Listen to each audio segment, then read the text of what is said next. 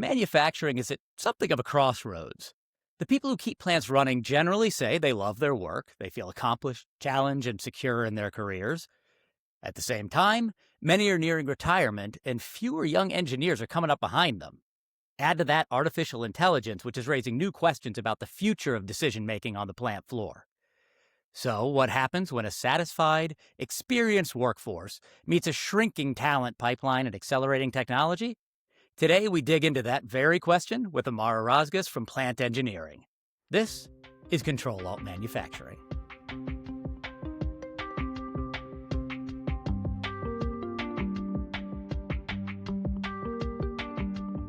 Hello, everybody. Welcome back to the Ctrl+Alt Manufacturing Podcast, resetting and rethinking manufacturing.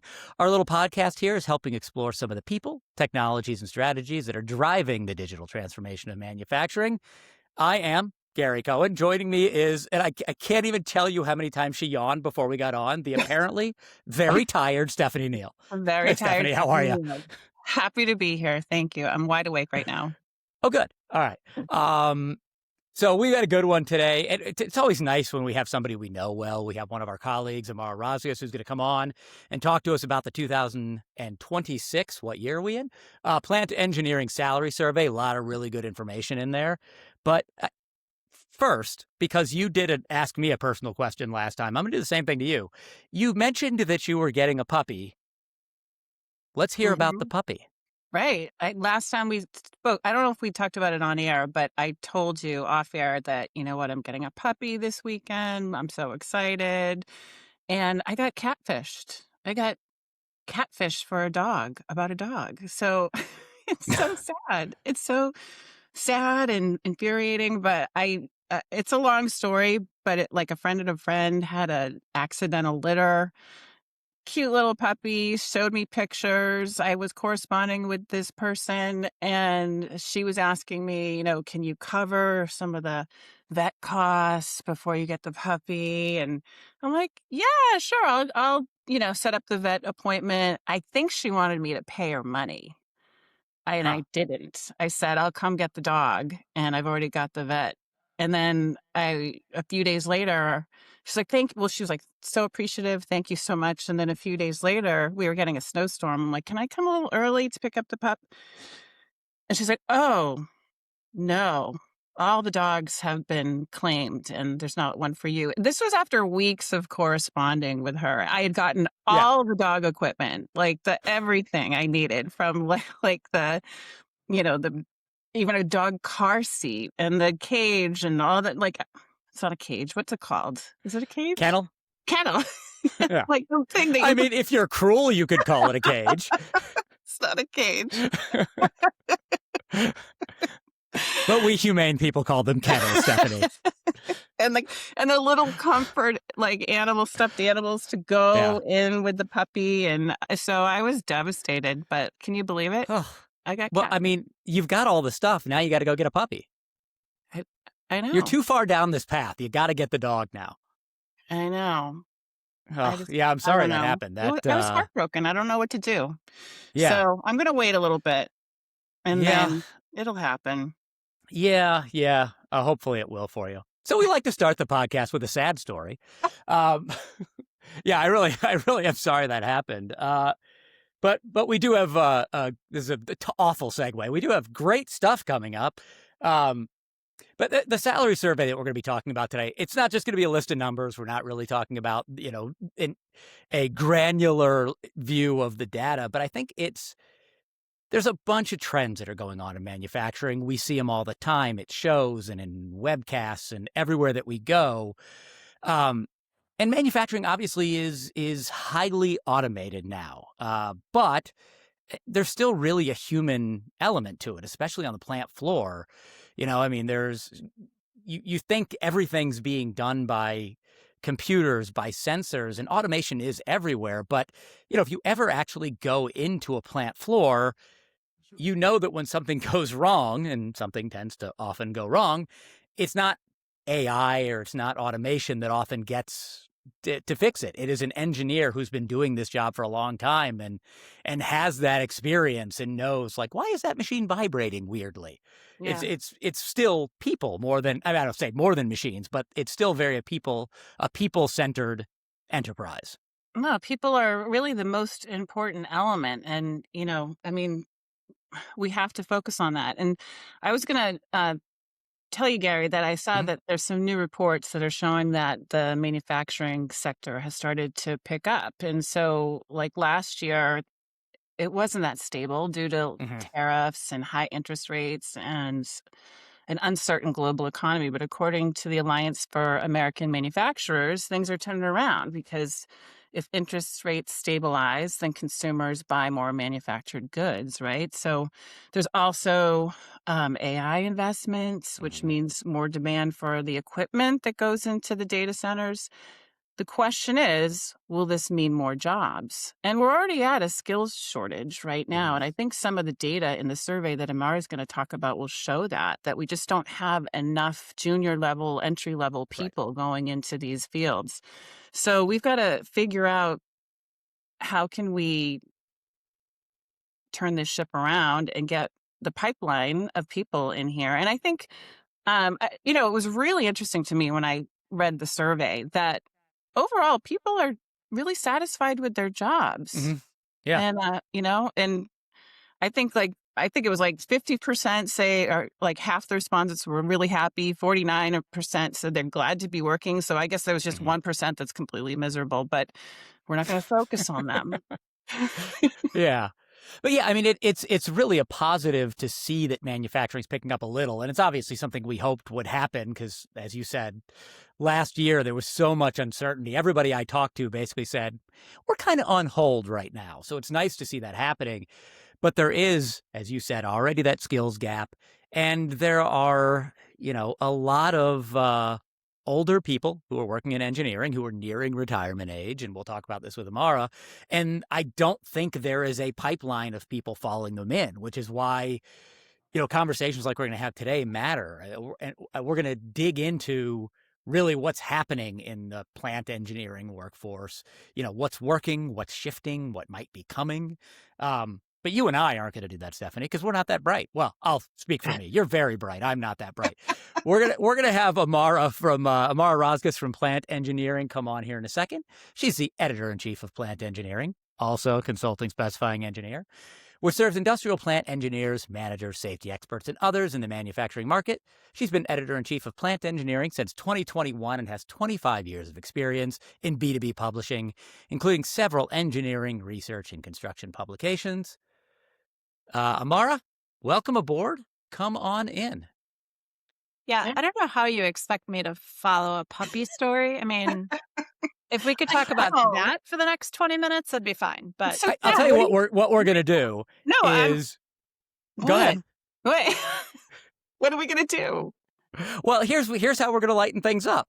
So Stephanie had a sad story, and then I'm gonna ask you, Amara. You just got back from vacation. Tell us a happy vacation story, and oh, then we'll start yeah. with that. Happy vacation story. Lots of horseback riding, lots of dirt in my teeth. Definitely, definitely a good time. So, How'd you get dirt positive in your teeth? animal story. Yeah, But where were you? yeah. Wickenburg, Arizona. So, middle of the desert, which is part of the dirt in my teeth. Okay. But yeah, it was warm. And compared to Chicago in February, it was amazing. Sounds Absolutely. nice. That is a happy story. Thank you, Amara. So, all right, let's get started. Before we start, though, Amara, you've been leading the effort around the annual salary survey for a while now. So, why did plant engineering start looking into salary trends?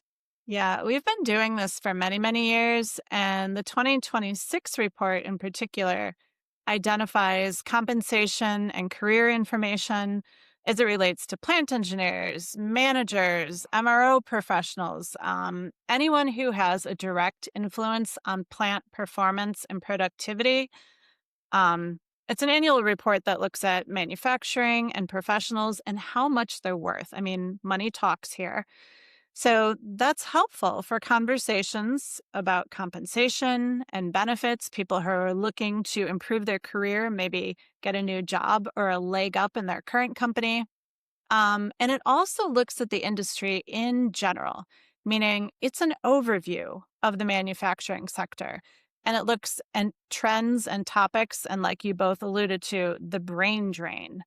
That full report can be found at plantengineering.com/research. And anything that we talk about here is available as a downloadable report. So all those crunchy numbers that you want, it's all in that report. Uh, so when you look at the survey, let's talk about some overarching trends. So when you look at the survey as a whole, what is the big story it's telling about the state of manufacturing and the state of the manufacturing engineering workforce right now? Well, that overarching story is that plant engineers are making a lot of money, but the manufacturing industry remains fragile. That current workforce, like you alluded to, is really experienced and they're well compensated. They're satisfied at work. Stephanie, I think you mentioned that number 50% of respondents say they love going to work every day. So most of the respondents to this particular study are pretty darn happy. But according to this study, the industry is heavily reliant on specific aging demographics. 72% say that they're over the age of 50. And that data reveals a massive loyalty premium where those with 40 or more years of tenure saw salaries of 142,000 in 2025. So pretty good for manufacturing. Um, but new hires saw pay decreases. And that signals a market desperate to hold on to the past, and we're struggling to invest in the future. And as an aside, the Bureau of Labor Statistics considers workers 40 and older as old for reporting purposes. So might be depressing, might be good to hear. Thank God none of us are over 40 on this call. I know. Yeah. Precisely. By the way, today's my birthday. Happy 29. birthday. See, we had so many happy stories. Oh, 29 again. Yeah, 29. Yeah.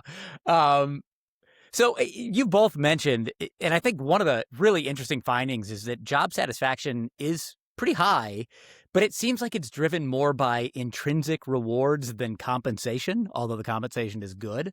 So what does that say to you, Amara, about the motivations of plant engineers right now? Yeah, Gary, info from the study suggests that for plant engineers, stability and culture outweigh salary. So 76% view manufacturing as a secure career. Financial compensation ranks only fourth at 8% on the list of factors that impact job satisfaction. Instead, engineers are motivated by their environment. Who do they work with? What's their relationships like? Or technical challenges. And those two things drive them far more than their paycheck. This indicates a workforce that stays for the community, for the problem-solving nature of the work, not just for the bonus. And overall, they just like their jobs. They're happy. Yeah, so this feeling of accomplishment, Amara, is ranked as a top driver of job satisfaction. Why do you think that resonates so strongly in plant engineering and manufacturing roles? Right. That feeling of accomplishment is the number one driver. That's at 16%. And in manufacturing, work is tangible. Engineers can point to a physical product or a system. Maybe it runs better because of their efforts. Maybe a novel predictive program makes a huge difference in how their plant works or runs more smoothly. This tangible output really offers that psychological reward that abstract roles just they can't match it. And the fact that this ranks double the percentage of financial compensation confirms that these professionals view themselves as technical experts and problem solvers first and foremost, and employees second. So a lot of these technical experts, obviously, as we talked about, are kind of skewing on the older side, many nearing retirement. How urgent is this demographic shift facing plant engineering, and what risk does it pose if organizations don't act now? Good point, Stephanie. This is a huge problem. It's not just a problem in this industry, but it's a problem across the workforce in general. 31% of the workforce in this study are 60 to 69 years old, and another 14% are 70 or older. That means nearly half the workforce is in a retirement danger zone, so to speak. 11% of respondents said they plan to retire soon. I don't know what soon means to them. But compensation data reflects the panic, really. Companies are increasing salary for employees 70 or older. That salary has gone up 14% in 2025 to more than $125,000. And that's likely to delay their departure if they're earning more money. And if organizations don't act, they're facing that brain drain that money just won't eventually be able to fix. Anyone in HR or recruitment knows this. Internships, technology, and innovation using newer recruitment tools, all of these things can attract people in high school or in college to the manufacturing sector. Manufacturing may have lost its luster as sexy, so it's really primed for having a perception change. Did it once have some luster as being sexy? Well, I don't know if sexy is necessarily the word, but people want to look good in their jobs. They want to love what they do, and they want to be proud of telling people what it is they work in. Yeah, no, I think we're definitely shifting towards that. Like, I think it used to be this dark, dangerous, dirty place, and we're definitely shifting towards more sex appeal in the manufacturing sector. For sure. On a side note, whenever I call something sexy like manufacturing, my children look at me like I'm insane. I'm like, oh, that car is really sexy. And they're like, what? Oh, I don't know if that translates to the younger generation. Amara, let's dig a little deeper into what you were just talking about. So the number one reported business challenge in this survey was a lack of junior team members. So we got an aging workforce and not enough junior team members coming in. What are you hearing from industry leaders about why the pipeline isn't keeping up? And then also, can you fix it for us? What's going to fix it? Fix the whole industry. Yeah, I'd fix the whole industry. Yeah, please. No problem. You can do it. We'll listen. Go ahead. All right. Well, we all know industry leaders are struggling to recruit. As you just said, the number one business challenge is 34% say that there aren't enough junior team members to fill roles or to prepare for the future. There's a couple of different causes here. The data points to a potential cause. Mm-hmm. The industry may be undervaluing entry-level talent. In this most recent study, the base salary for employees with less than 5 years of experience, it dropped by 14% to about $98,000. If the industry can't offer competitive starting salaries while simultaneously, complaining about this lack of junior team members, the pipeline's going to remain broken. So both of those things have to be resolved. That makes sense. And then, there's obviously a problem with these people retiring soon. All this institutional knowledge is going to walk out the door with them. So how is the industry handling this knowledge transfer that needs to happen? Are companies being proactive? Is this still a looming vulnerability? What's going on? Again, this is not just specific to manufacturing. This is across the workforce. But this industry in particular does appear to be reactive rather than proactive. So the combination of the junior team member shortage and the massive salary hikes for anyone with 30 or 40 years of experience, it really implies that companies are hoarding experts rather than successfully offloading that knowledge. If 11% of the workforce retires soon, and there are not enough junior team members to receive that institutional wisdom, if you want to call it that, the industry really faces a huge loss of operational continuity. Well, I'm wondering if they're thinking about replacing that institutional knowledge with AI, right? So we talk about artificial intelligence all the time and maybe replacing human decision making. That ranked as a major concern in the survey. Amar, do you think that plant engineers see AI more as a disruption to their roles or as a tool that could enhance them and help them? Yeah, AI is a major concern. Again, I think you could say this is across multiple industries, but particularly in manufacturing and industrial processes.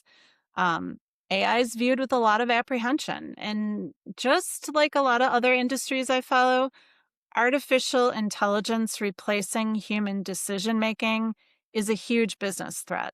In this study, 36% said that it was a massive threat, and that only trails the political and economic changes, stuff going on in our national and international business right now. The practical tools like AI driven predictive analytics are on the radar.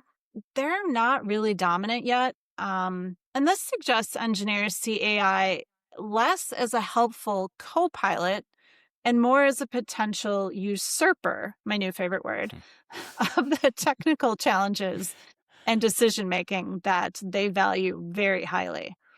But this is where companies can really stand out. They can blend the declining workforce and AI use. They can feed documents or details into AI and ask it to generate training materials for junior staff. Or they can encourage current employees to create videos or audio recordings, which could then be transcribed or cleaned up by AI to create that resource library. One of the challenges, the proprietary nature of what these experts do, it might make them stop to think about inputting data into an AI tool, because rather than losing that intellectual property, they might want to think of opting out of allowing the information to be used publicly, as it often is in a lot of AI tools, or they can create their own in-house system that simply transcribes things without using an AI tool at all. So a simple recording. Mm-hmm. This is all such great information. So, but let's fast forward. Let's look 5, 10 years from now. What do you think will determine whether the plant engineering workforce remains strong and secure? And what should today's leaders be doing differently to prepare? What do you think? I think a lot of leaders are doing this. It is oftentimes a top-down approach. The industry really has to pivot from retaining the old to enticing the new. That comes in the form of workers and in the form of technology. So the current strategy of paying those veterans, those people who have 40 or more years of experience and knowledge, that's just not sustainable anymore. Future security depends on two things, really: normalizing compensation for early career engineers to fix that recruiting pipeline, and successfully integrating those AI tools that aid rather than replace the human decision making. That's the biggest fear. Um, Replacing that human decision making that the 50% of that workforce is really concerned about. I'm going to throw one more question at you here. Was there anything in this study that really jumped out to you, surprised you? Like, what was a number that you saw, something you saw, a trend that really caught your attention? One of the things that I've been watching in this study, as well as our other studies, is that engineers, people who are experts in their particular field, like I mentioned, they're not retiring. They might be working part-time, they might be working full-time, but they're working well into their 70s to, again, continue that knowledge within the industry and also to ensure that their retirement is fully paid for. Obviously, we can't control their financial situation, but we definitely want to ensure that we're collecting all of the knowledge and experience that they have. So just the number of older workers always surprises me. Fantastic, Amara. Great stuff. I mean, it's not like we're not going to see you. I talk all the time. We work together. But thanks for coming on the podcast. Whenever we have these big reports, big surveys come out, it's always great to get a little of the information out there. And like Amara said, if you want to find it, plant engineering, look under research. It's good. It's definitely worth your time. Amara, thanks so much for being here. Yeah, awesome. Thank you both so much. Thanks, Amara. All right. We'll see you soon. All right. There we go. Amara Rozgus, plant engineering. And to be fair, consulting specifying engineer as well. Yeah, I don't know why. Maybe because I'm money hungry. I like this survey a lot. I mean, I think we hear at shows that we go to, I mean, everywhere we are, you hear about this kind of brain drain, you hear about the skill shortage, and it's nice to see numbers that are backing that up. And it really is a significant problem. Great that people, like Amar said, are staying on into their 70s. If you want to work into your 70s, fantastic. But they're going to go eventually. And if there isn't somebody coming up behind them, then what happens? I mean, this could be a huge issue for the industry. And it's somewhat surprising to me that they aren't offering better packages to new employees because that's obviously a good way to get people in the door. Yeah, well, also, I feel bad for the people in their 70s that are still working. I mean, well, let's face it, they're engineers, they're problem solvers. They probably will get bored just sitting around. They want to keep working. But if they're working because they need to secure their retirement, that's sad. We need to pay them more. But I think we can look at this survey, and it's not just for the engineers doing the job, which I think is great. You have to know, like, how much are people actually making here? How can I negotiate, right? So this is a great baseline to do that. And we could flip this around and to the manufacturers and say, if you're hiring in 2026, be sure to create a culture that creates job satisfaction, establish more relationships for more experienced engineers to mentor junior team members. Like, there's so many other things that can make the job and the role that much more appealing to the next generation. And let those 70-year-olds go and play golf. Like, come on. Yeah. Well, I mean, as Amara said earlier, salary is a part of it, but that sort of intrinsic motivation was actually bigger than salary. So like you said, creating community, a nice work environment, challenging problems to solve, that all is a factor too. So yeah, really, really, really good stuff there.